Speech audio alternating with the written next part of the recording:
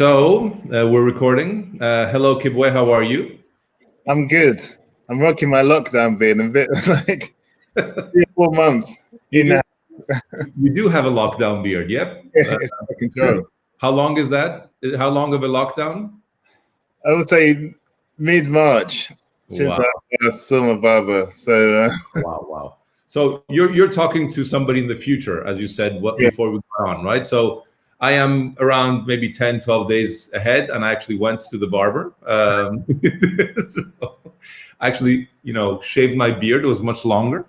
I've managed to maintain my head. My head's fine, but my beard's Your head is definitely fine, yes. So Kibwe, as you might have seen, I actually have done these chats for a couple of weeks now, for a number of weeks now. Yeah. The point that I wanted to make with these chats is, first of all, to get to know some of the directors that won the YDA in the past. Yeah.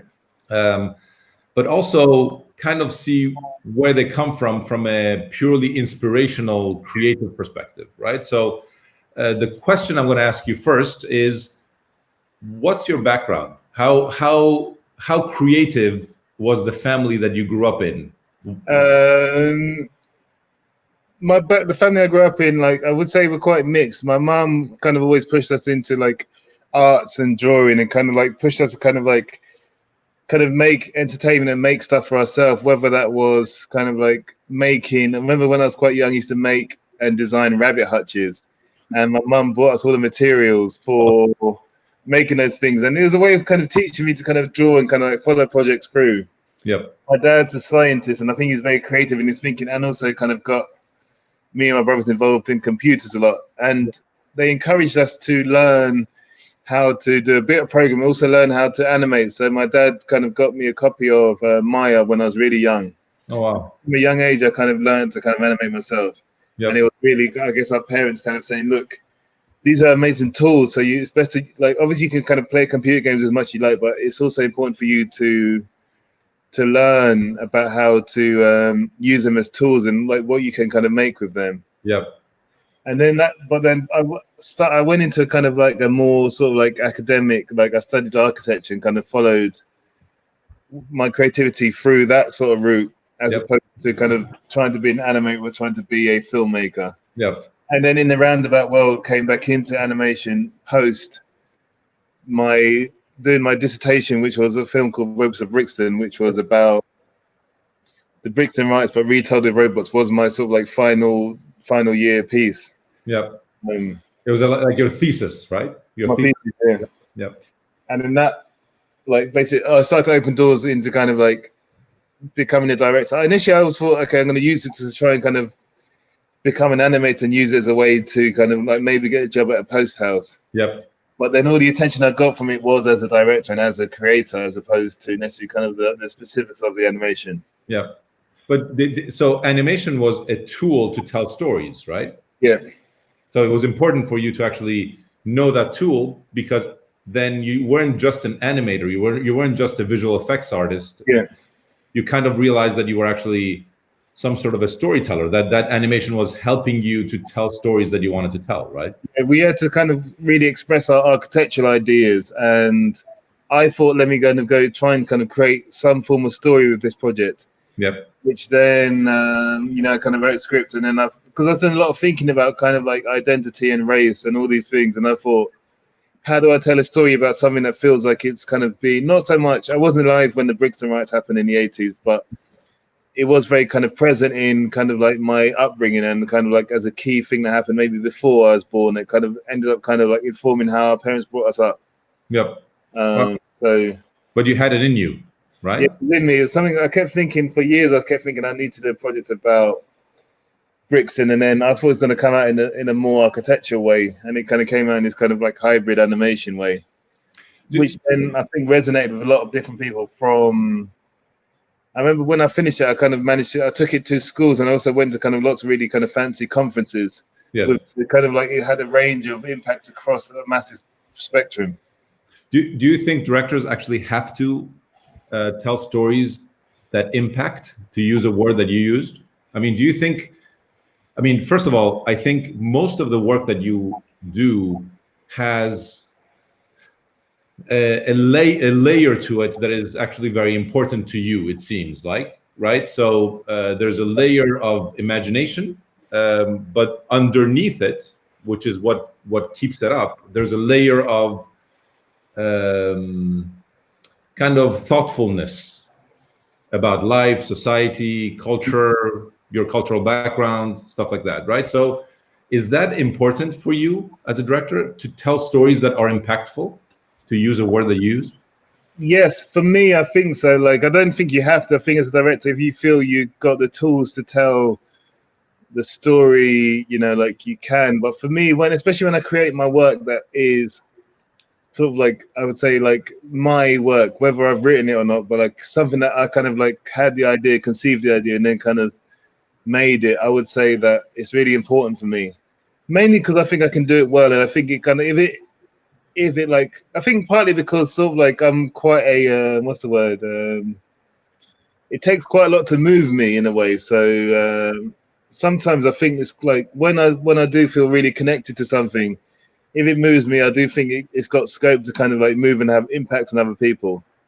Can I ask a question that just came to mind, and it's kind of a weird one because we talk about it in the office sometimes, and it's kind of a technology and special effects and visual effects sometimes have the tendency to be cold, right? So if you have a lot of effects within a shot or within a film, they tend to be cold. And I think one thing that you actually have is that you actually have a very warm way of using the effects, right? The fish in Jonah has a soul, and the way things change in your commercials and the way you use effects in the commercials are always very emotional. Let's put it that way. Yeah. Is that conscious? I mean, are you conscious of the fact that if you actually put a lot of visual effects, or if you did them wrong, they would actually not be as powerful? Yes, I'm really conscious of that because for like a whole bunch of different reasons. One, because I guess I work a lot in the UK, and the budgets are sort of like, because visual effects are so expensive, like the project you tend to get sent with visual effects have quite there's sometimes like the effects get in the way in a way. So like my whole thing is how you try and integrate them in a way that feels natural to the story you're telling, and how you don't see them as like these cold elements that come into the films. Is how you kind of like, because again they're tools to kind of try and tell a story. So like, and it's an amazing tool because with visual effects I feel like you can there's the ability there to essentially kind of draw, kind of make anything you want. Yeah. So it sometimes feels a shame that it becomes a tool to kind of like, it becomes a distancing tool, whereas actually like if used rightly and if used in the right way, can bring you in. Yeah. It's another, you know, it's just another kind of string to bow, like whether that's through. And I think it sort of started by accident in truth, because basically like when I was making because I used to kind of do a lot of stuff myself, Yeah. or much than I do now. Yeah. I was limited to kind of how much I could do myself, and I was also limited to, I was like an artist was really, really good for the first 80%, and then the last kind of like final 20%, I was a bit rubbish. What it meant was that there's a roughness to the work, which then meant I think the kind of like it feeling maybe a little bit janky, Yeah. and the unfinished actually kind of gave it a certain charm, and also made it look unique in a way, because it just the aesthetic was cool, but it wasn't like super polished. Yes. Maybe to Brixton. I think when Jonah, I started to work with kind of companies that are and work on slightly bigger scale, Yeah. the effects became more finished. But we still managed to keep an essence. I would still do that. I still done a few shots in Jonah. There's a few tests that I did and a few collages I did, which the team then kind of built from that to kind of create the aesthetic. Yeah. So I think like the style almost came by accident, really, because of how much, like really because of my skill. Well, because I mean, I wanted to get to this a little later, but I'm going to ask you now because you're talking about it. But even the thought process behind the fish in Jonah is like very conscious, and from a purely, you know, somebody that loves images as much as I do, it's very reminiscent of Japanese manga, and it has a kind of it has within it a lot of things that you recognize, so that the iconography of it is very strong, right? Yeah. It's, you know, so how, I mean, there's a thought process in that, and then that's what I think about, you know, when I ask you questions about how the effect needs to not overwhelm, but has to participate in the story and just like be part of it and not take over, you know? And it's basically lots and lots of iterations and lots of thinking and lots of discussion. So with the fish, and going back to my family, my cousin, he's an illustrator, and from when we were really young, when I was learning to animate, he would draw the characters and I would make them in 3D and then animate them. And then he's always been into manga and always been into, and we've got really good shorthand, so I give him very loose briefs for the characters, and he kind of does his amazing like fine line drawings of these illustrations. And so a lot of the ideas of kind of like, you know, kind of like the fish had to represent the town, so we had images of the town at that point, and then at that point he then designed the fish, and took all of the references from all of the kind of the imagery that we made and tried to in the city that we had drawn, and kind of attach them to the fish. So then there's a combination of kind of like everything working in parallel. Well, he's designing some stuff, the team in Factory 15 and my animation team are designing some more stuff, and I'm like trying to oversee it, just kind of making sure to kind of work out what fits together and what doesn't fit together. But again, it's just that shorthand, and also kind of like going back to family really, and how, you know, like in terms of our upbringing, how like we were sort of like taught to kind of like try and kind of like learn skills and have tools that we can then use for stuff. And then it's, for me, it's really interesting because it sort of came full circle. Like I remember sort of being like really young around the kitchen table at my auntie's house, and him drawing and me saying, look, give me that drawing, I want to kind of turn that into a character. And then that being what we do for our jobs, he kind of draws a lot for costume designers and he works in a lot of big Hollywood movies designing things. Yes. Or, But that's very interesting to me, because I mean, it is your upbringing that actually made you who you are, right? It's like it's your background that actually brings you to become, you know, who you are and the thoughts that you have, and even the luck of having a cousin that you know, you feel shorthanded with when you actually work with him, which is actually interesting. You know, it's like it's what is interesting about the background that you put into the work that you do, right? You know, it's interesting, the location of Jonah and how you thought about it, and the fact that the city is taking advantage and is changing, you know, and how the city changes and how you show it and all that. But I have a really weird question. The title sequence at the very end of the film is a reverse shot, right? It's almost a one shot, but it's not, right? It's like why is it reversed? Good question. Why?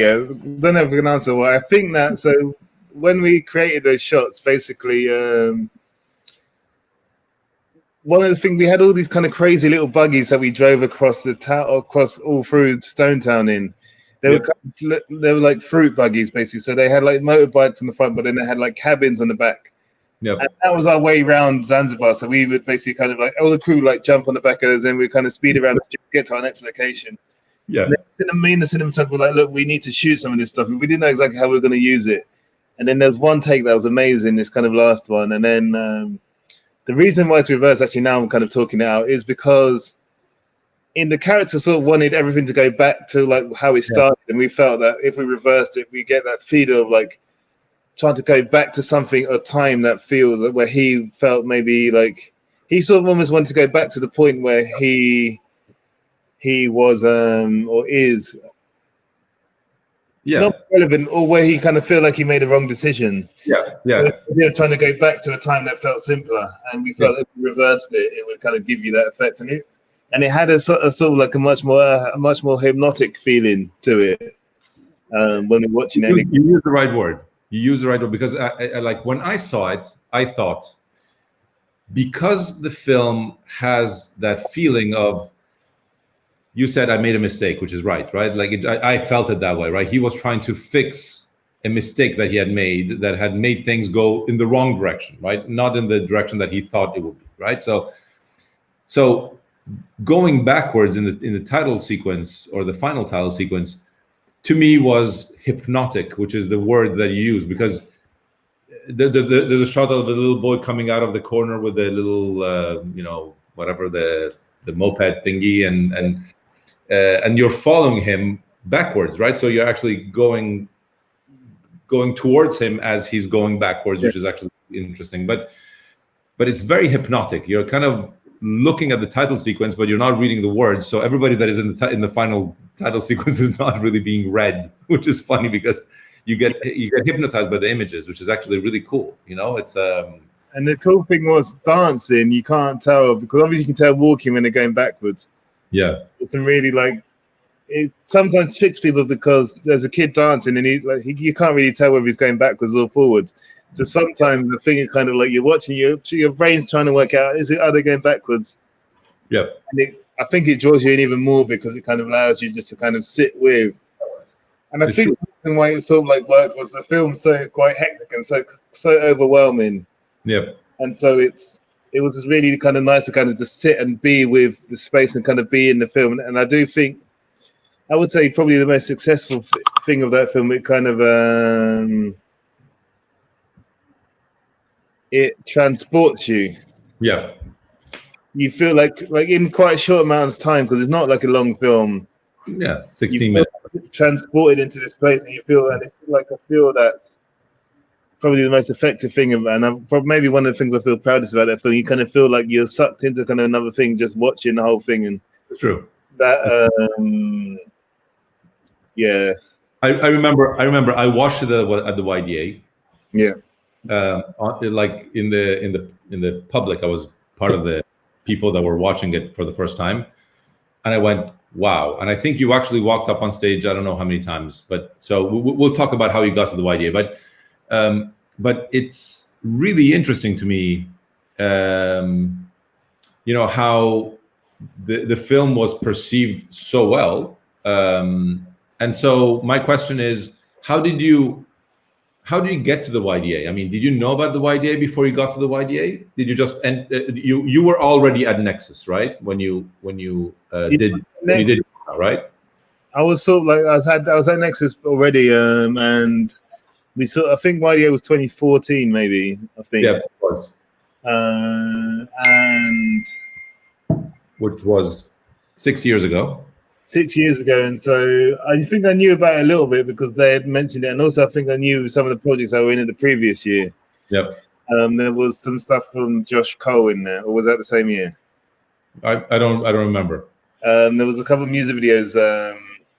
No, it was a previous year. It was there was a before, I think, a music video for Rudimental, which I'd seen, and so I think I'd been on the website and stuff like that. Mm-hmm. So I think Nexus entered me. They didn't tell me.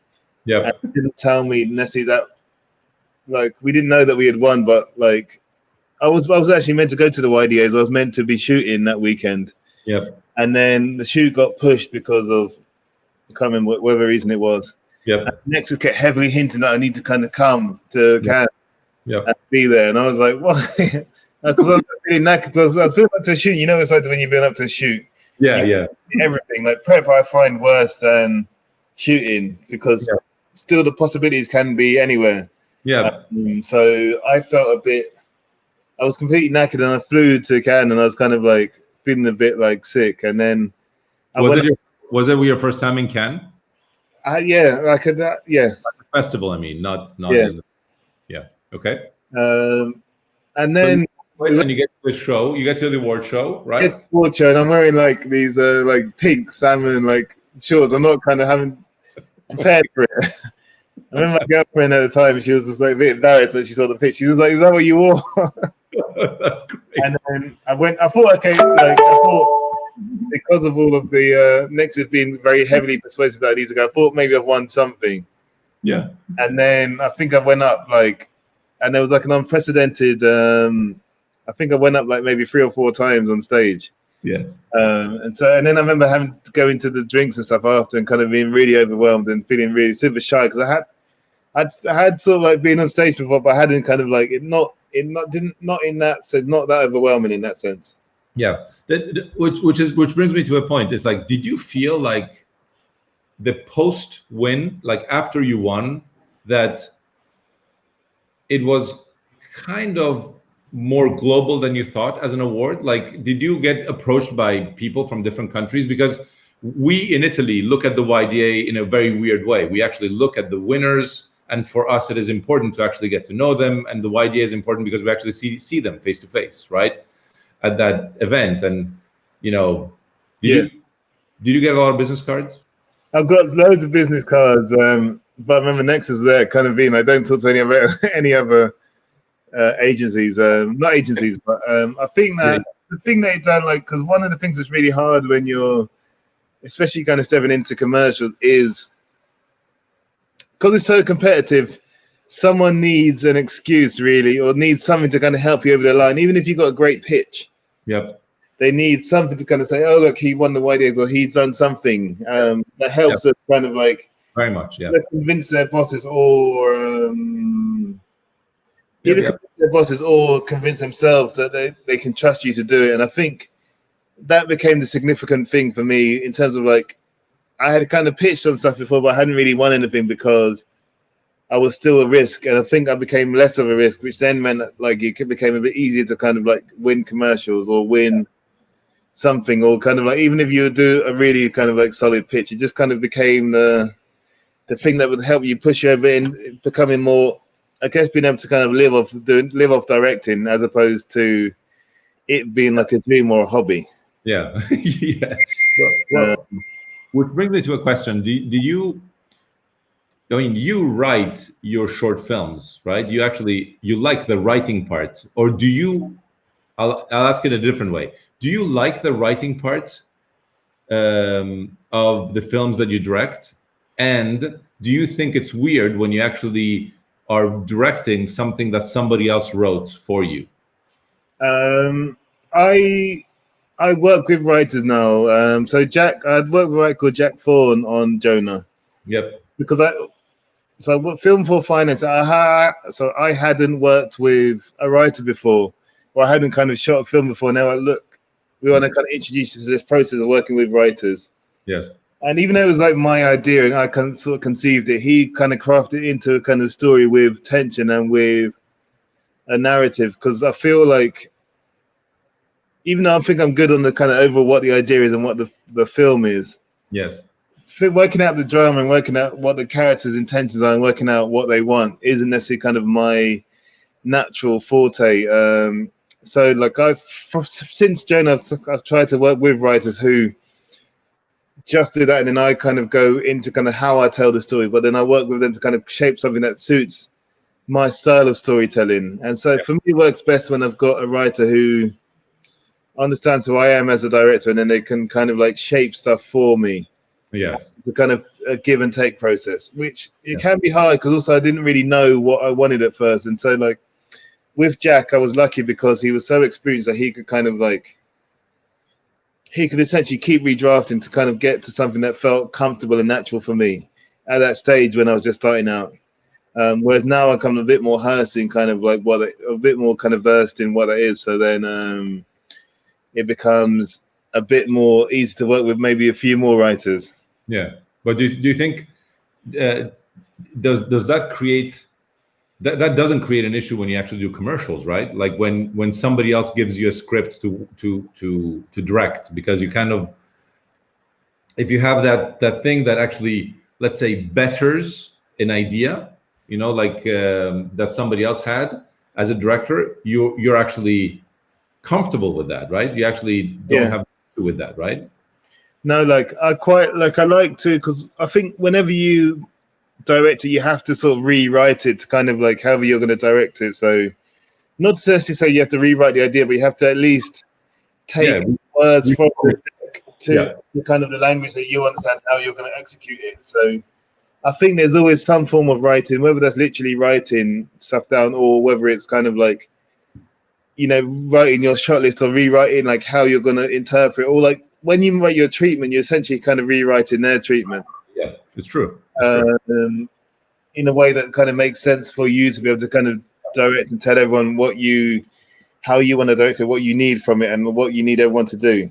And you adapt it to your storytelling manner, right? To the way you actually, yeah, it's true. Yeah, you have to, because otherwise you won't match it. You won't be able to direct it because it's not in your head. No? Yeah, and the projects that suit me better are the projects that essentially allow me space to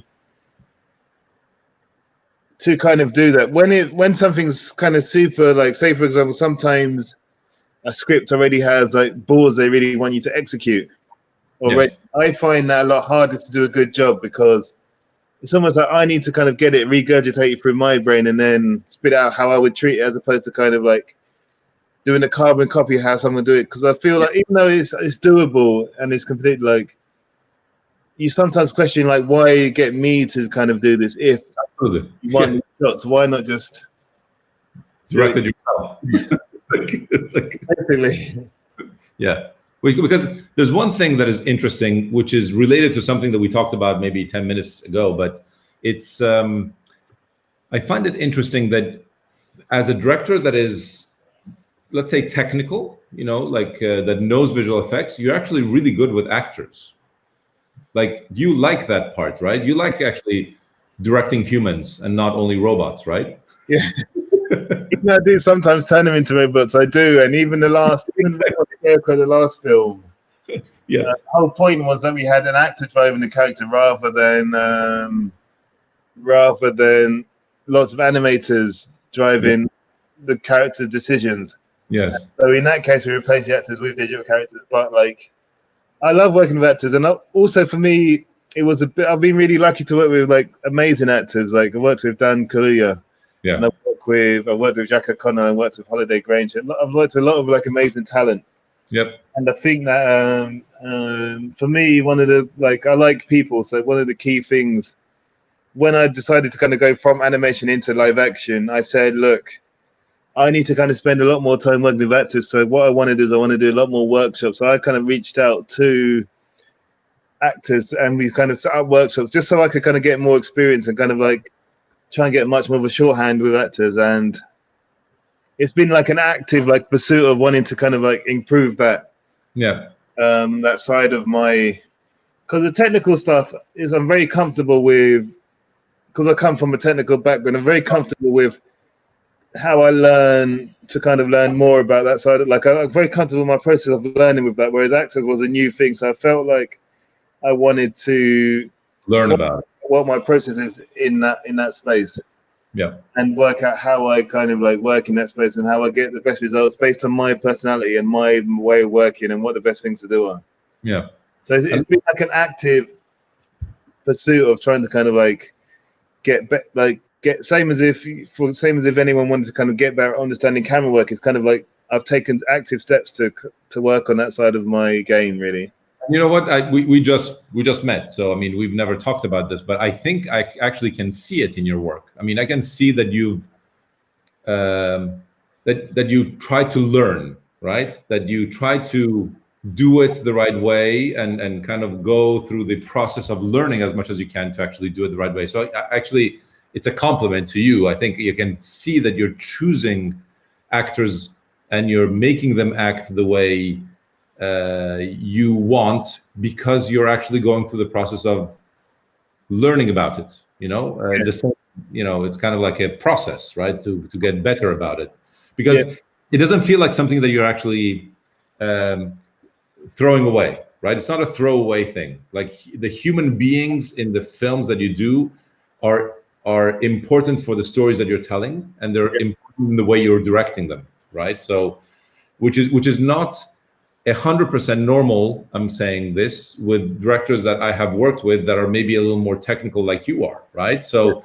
sometimes the technicalities take over and the humanity doesn't come out. And I think, I know I'm stressing this part out, but I think it's very, very much consciously inside your work. And that's actually a really good compliment in the way I've actually read your work, in looking at the stuff that you've done. So my compliment. Thank you. I think, for me, it's always that balance of like, people are going to connect to the human side of the stories, and I think they can be impressed by the technical side. but really like, well, you can kind of maybe elevate something using the techniques, but really it's the human things that's important. So I've never really wanted to kind of like, you never want to lose that. And I think one of the things with directing is you don't actually get loads of opportunities to practice. Yes. Like, because, you know, say for example, someone like Tarantino is considered like one of the greatest directors. Yep. He's directed like many days, but he's directed 10 or 9 films, right? Yep. Whereas say a football player who is the equivalent level, right? Say like a top Premier League player, has maybe played 1,000 games, like, you know what I mean? Like, yeah. So you don't actually get to direct so many different because it takes, especially if you're doing long form. Yes.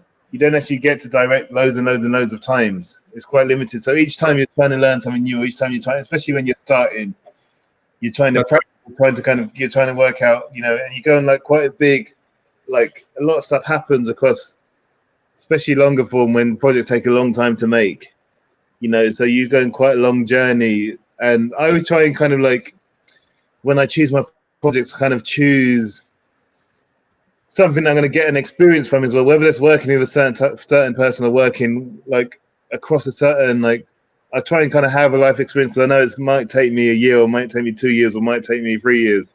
Yes. And there's a lot of life that happens alongside of that. So I think there's which brings me to a point. What is next for you? I mean, is your goal a long form? Is that what kind of director you want to be? I mean, feature films and TV series? Yeah, so I've been doing a mix of stuff. So my goals have always been kind of trying to do longer form stuff and try and find the balance between doing longer form and commercials. But that can be hard sometimes because commercials are so competitive. And obviously, if you're doing like, I've managed to sort of do like 1 a year.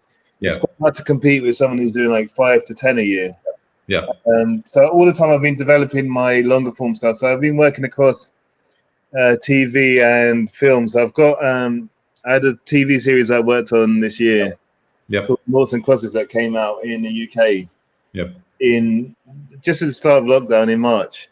Yep. And then I also actually had a really cool experience. I've done my first live piece, which I finished this year too, which it was a contemporary ballet for the Royal Opera House, which was a combination of film, dance, and animation. Nice. The stage thing. That was like a long. It was like, that was my first sort of like long form. It was like about an hour long.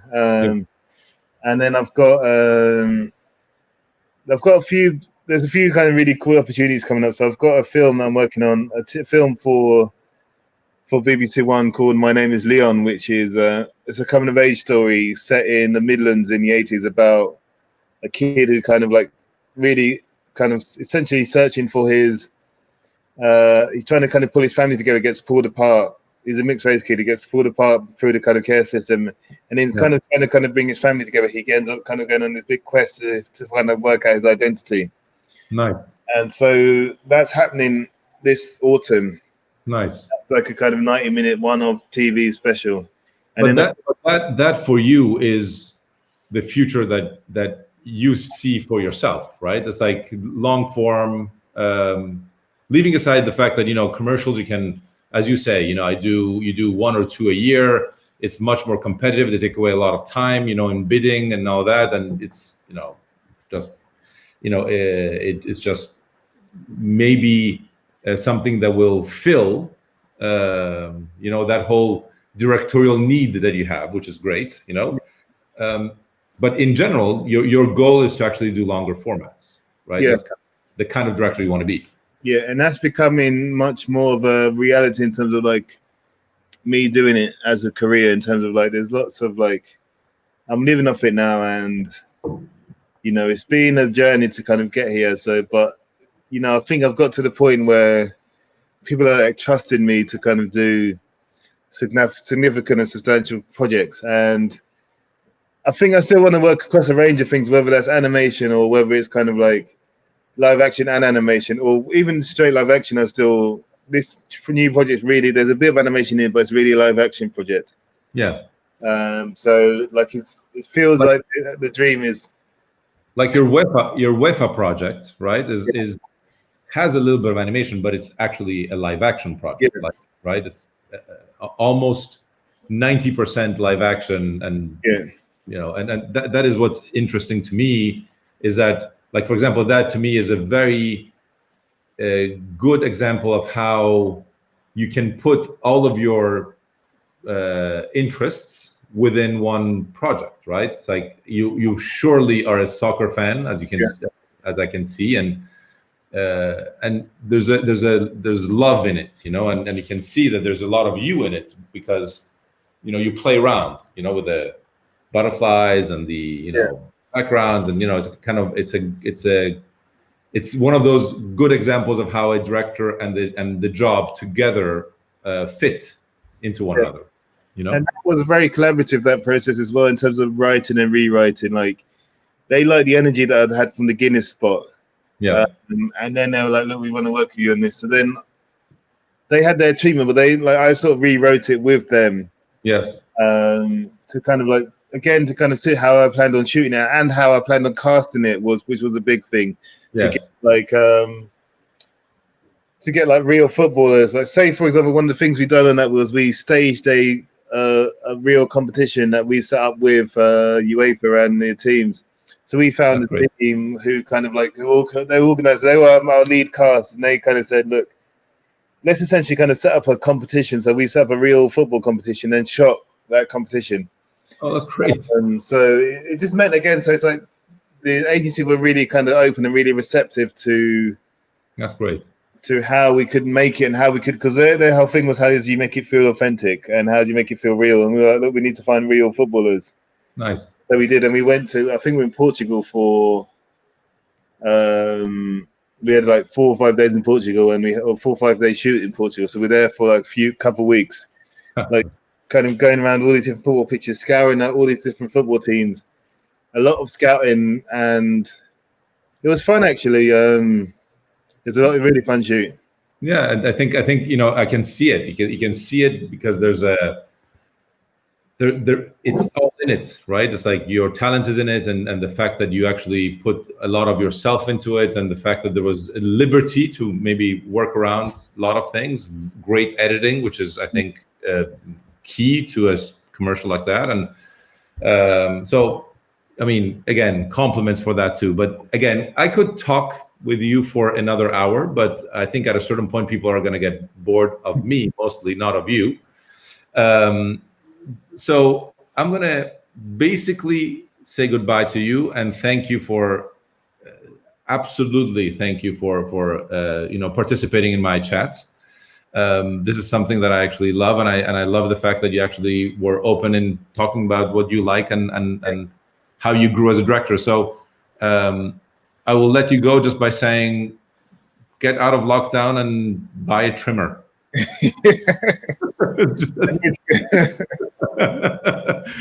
So, Kibwe, thank you very much for the time. All right, okay. Thank you. Cheers. I'll send you a trimmer. All the best. Ciao, ciao.